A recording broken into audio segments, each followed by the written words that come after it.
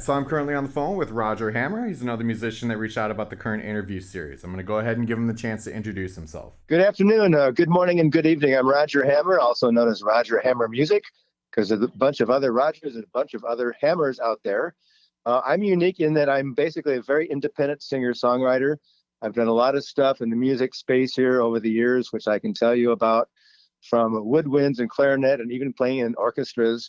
Currently, I'm a singer-songwriter, and that's really what I do. I try not to do a lot of covers. If I do, they're blues.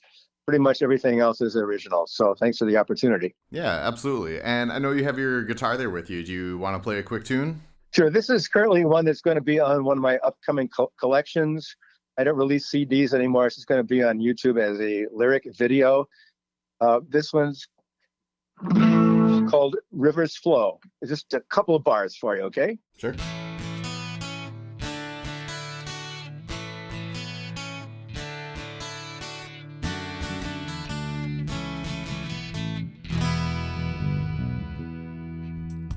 Do you know where your river flows?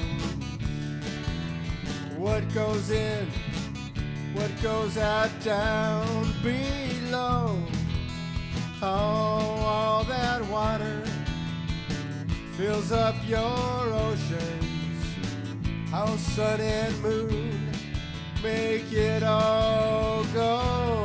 Do you know I am a drop? Then I take a hop onto your nose, down to your toes, and I suppose that's how it goes. Water, fossa, agua, oh, that's who I am, that's what we...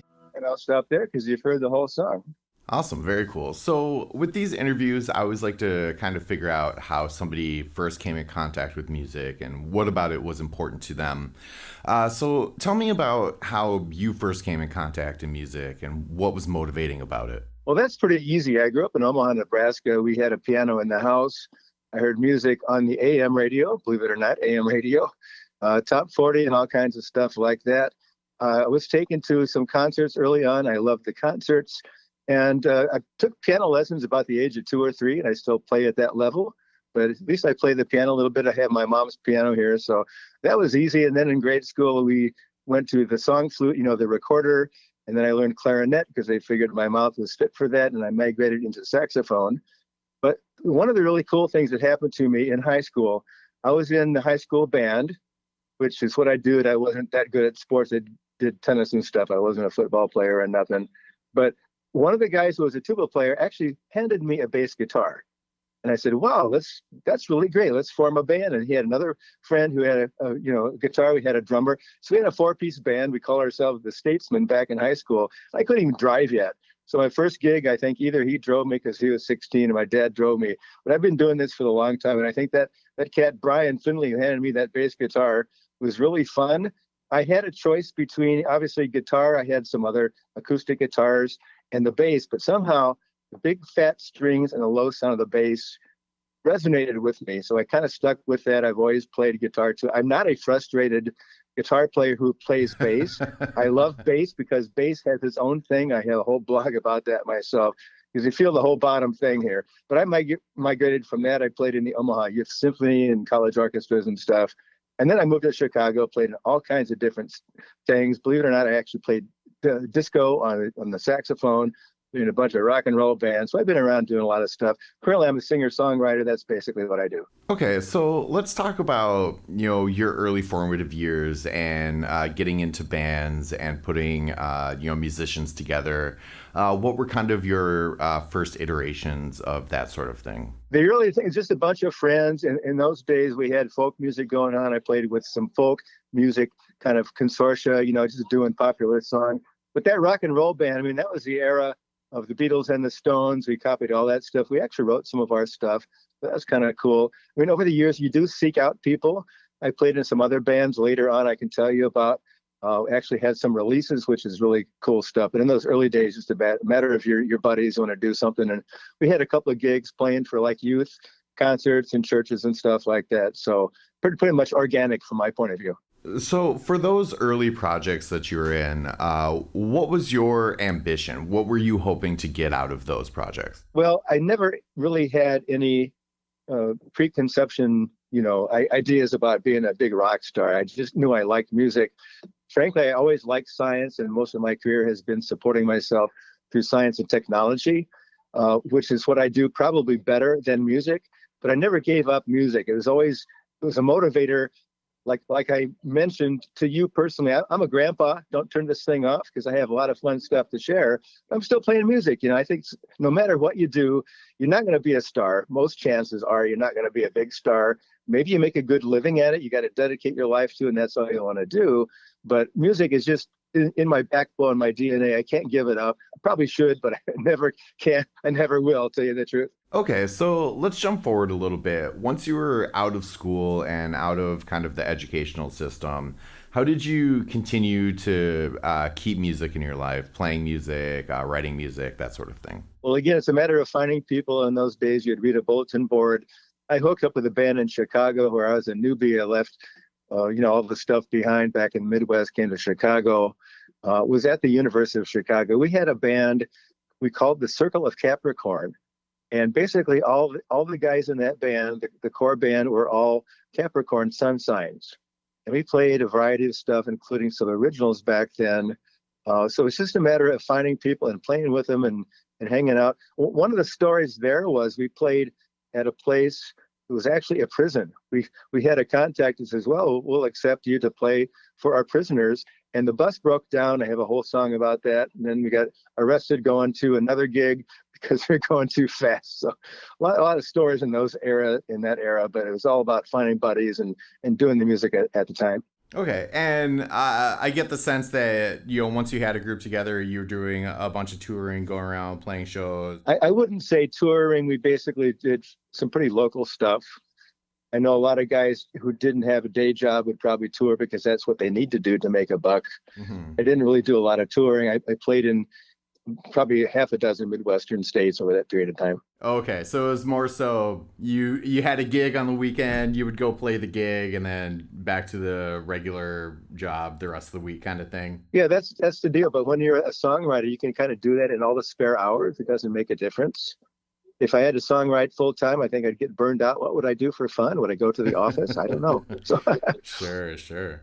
All right. Well, so what do you feel was your next steps after that? well, one of the stories was these things are not permanent. I'm not the Rolling Stones who are still around doing stuff. You move on. I moved. I changed locations. I got married. Did all kinds of stuff. The next big experience for me was I was laid off from my daytime work, and I found a job in Harrisburg, Pennsylvania. And the cool thing about that was the first time I was there, I brought my acoustic guitar, one of my treasures in life. And I needed some strings. I went to a music shop, and these guys, well, it's a blues jam down the block here. I went to that blues jam. I played bass in the blues jams, and those people were wonderful. Later, we cut some records. There's a CD that's syndicated, and in those years, it was promoted. So meeting those people in Harrisburg, I got to plug the Blues Society of Central Pennsylvania, very influential at that period of time. Great Yeah. folks. Yeah, that's very cool. Once you, I guess the question I'm looking for is, did you want to have like a full lineup band coming out of that so you could continue to do music? Or were you kind of satisfied with just your experiences of being a solo singer-songwriter, playing out whenever you felt like it? What do you think was your kind of adult relationship with music once you were kind of matured and you kind of realized what you wanted out of it? Well, having a full band is great. It takes a lot of work. You have to negotiate. You have to be patient. You have to get people to fit their schedules into yours. I just never got it done. I have had too much stuff going on. I moved back to Chicago now here full time.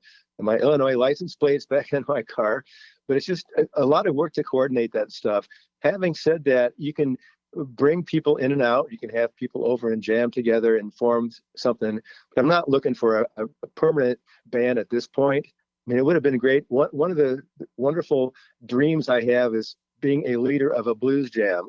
They give you a half an hour, you sign up, and I was actually playing bass at the time, so it was a little harder. But I had a couple of guitarists. I point to them, you take your lead. I point to the keyboard player, it's your turn. That to me was kind of my band. It was really a wonderful experience back with the Blues Society. Over here in Chicago, I'm kind of doing solo. I'm looking for a bass player if anybody hears me, so shout me out. Sure. Okay. So that's kind of where I was headed with this is, what are you currently working on? What sort of project would you like to have going? Well, what I've done recently is put all my stuff on YouTube videos as lyric videos. I was inspired by a book by Bel Perry, I think called The Musician's Coloring Book. It says, make your music visual and make the words, mean something, and not just, blah, blah, blah, and I love it and all that stuff. So I try to do that a lot. I pay a lot of attention to my lyrics. And in a YouTube video, it's not a video in the sense of, oh, here I am playing live. That's, not really what I do. But when I put a background to it and I put the lyrics in front and the music, that to me is really what I love to do. I got over 100 of them out there. I have my channel, Roger Hammer at YouTube. So that's really what I do. And my next project is to finish a series of 10 of them that I'm going to call Sweet Home Suite. The first word is spelled sweet like the sugar, and the last one is sweet, S-U-I-T-E, as in the collection. So that's my current project. Awesome. That's very cool. I like that. What are some of your, favorite and most prominent memories you have of the time that you've been playing and writing music, all the various iterations of programs you've been through? What kind of keeps you motivated to keep doing it? One of the things I did, I played at a restaurant, and they didn't pay anything. They wanted to make sure you didn't do covers. And I said, this is the kind of place for me. When I did a 3-hour set there of my own stuff, it's like, oh my God, I'm alive. That was really cool for me. Now when I play, I kind of do not so much covers, but really kind of old folk songs or blues plus my stuff. That's what keeps me going. And, who knows what the future brings. But here's a quick story. When I moved to Harrisburg there's a river that flowed by there. On your way out there, you pass over by Pittsburgh, the Allegheny River. It merges with the Monongahela, and it makes the big Ohio River, right? However, I wrote a song. This is a song called Allegheny. There's other river songs. It's not the first. You know what? That river was actually the Susquehanna. So, but I know I have a fix for it. This here is the song called Susquehanna. There's other river songs. It's not the first. So there's always a workaround if you screw up. Sometimes it's funny. So that's fun. That's great. All right. Well, you mentioned your YouTube channel. Where else can people find you at, whether it be Facebook or Instagram or whatever, if you're into the whole social media thing? Well, I basically have a couple of Facebook pages. One is Roger Hammer Music. The other is just kind of like my personal page. I have a website, rogerhammer.net. And there's an old one, rogerhammer.com, which is not kept up to date. But I don't really do Instagram at this point in time. But I'd say most of my live stuff, if I looked at my calendar this summer, I played over a dozen little different community gigs here in my home city of Mundelein, Illinois. So that's kind of what I'm doing these days. Kind of give back to the community. I'm not trying to make $1 million or be a star, but I think sharing stuff, here's the thing I want to get to. Your expectations should be really high. Do the best you can do, make the best recordings you can, write the best songs you can, sing and play the best you can. But set your expectations really low. You're probably not going to be a big star. I ain't going to be Taylor Swift, never wanted to be, and certainly that ain't going to happen. But when I get somebody who I've never met, who has seen one of my videos on YouTube and says, I like that, that makes me a success. So that's kind of what I'm shooting for. Awesome. That's great. That's also a very good lesson. On that note, I always like to give the person I'm interviewing the chance to put out a lesson like that. Is there anything else that you would want somebody to hear just in general or about music? Well, I think music is always personal. And if I tried to categorize what I do, some of the stuff is a bit autobiographical.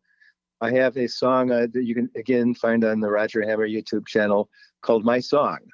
And I have a bunch of others that are about nature. I love nature. I have a song, Singing to a Tree. I sing to a mountain, all that crazy loopy stuff. I'm really proud of that because that's kind of who I am. I also have some stuff about love, good love and bad love. One of the songs actually that one of the young people in my family likes is a little rock and roll song called. Now this here is a song called Allegheny. There's other river songs, it's not the first. Like rolling on the river with Proud Mary, Shenandoah and Old Man River, Mississippi, Allegheny, river flowing wide, Allegheny, always by my side. I took a walk by River Allegheny. Stuff like that. So the other thing is I have a love song that my son actually read the lyrics to in his speech to my other son who got married. That really made my day. My gosh, because he read my stuff and he quoted it. It's called "To Be Loved." You know, so a lot of cool stuff. One of the videos I did was with a local artist, Paula Loomis. I used her videos, her painting as a background to my lyric video. So that was a neat project.